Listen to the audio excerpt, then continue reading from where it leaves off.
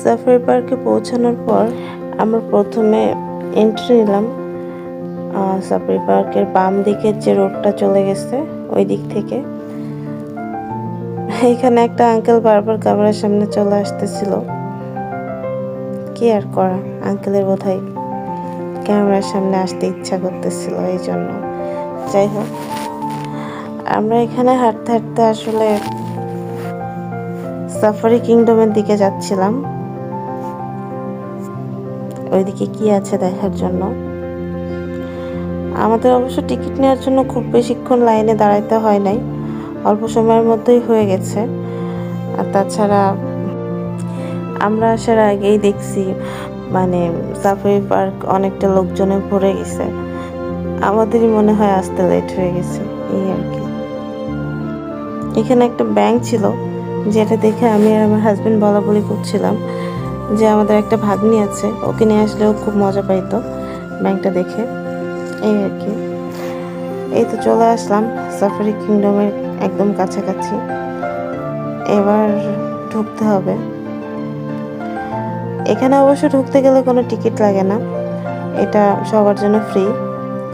দেন এটার ভেতরে যে অপশনগুলো আছে ওইগুলোর ভিতরে ঢুকতে গেলে অবশ্য টিকিট লাগে।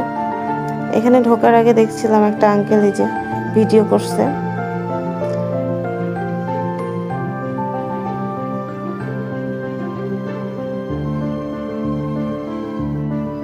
এই যে আমরা ভিতরে যাচ্ছি এখন। এর ভেতরে যাওয়ার পরে সবকিছু যেগুলো আছে আর কি, পশু পাখি সবকিছু একটু আলাদা আলাদা করে একটা সেক্টরে ভাগ করে রাখা। ওই সেক্টরগুলোতে ঢোকার জন্য অবশ্য টিকিট লাগে, কিন্তু এইখানে ঢোকার জন্য কোনো টিকিট লাগে নাই আমাদের, এই আর কি। এখানে ছিল এই যে মোটামুটি অনেক কিছুই ছিল দেখার মতো, যেগুলো আসলে খুব বেশি ভিডিও করা হয় নাই আমার। আমি এখন হাঁটতে হাঁটতে আসলে আরো ভিতরের দিকে যাচ্ছিলাম। এখানে ইন্টারেস্টিং ব্যাপার হচ্ছে অনেক ধরনের প্রজাপতির স্টলও আছে, যেখানে বিভিন্ন ধরনের প্রজাপতি দেখা যায়। একুরিয়াম আছে, একুরিয়াম থেকে অনেক ধরনের ফিশ দেখা যায়। দেন অনেক কিছুই আছে আর কি, যেটা দেখে সবাই আর কি মজা পাবে। বিশেষ করে বাচ্চাদের জন্য এটা বেস্ট, আমি বলবো এটা আসলে বাচ্চাদের জন্যই বেস্ট সব থেকে বেশি।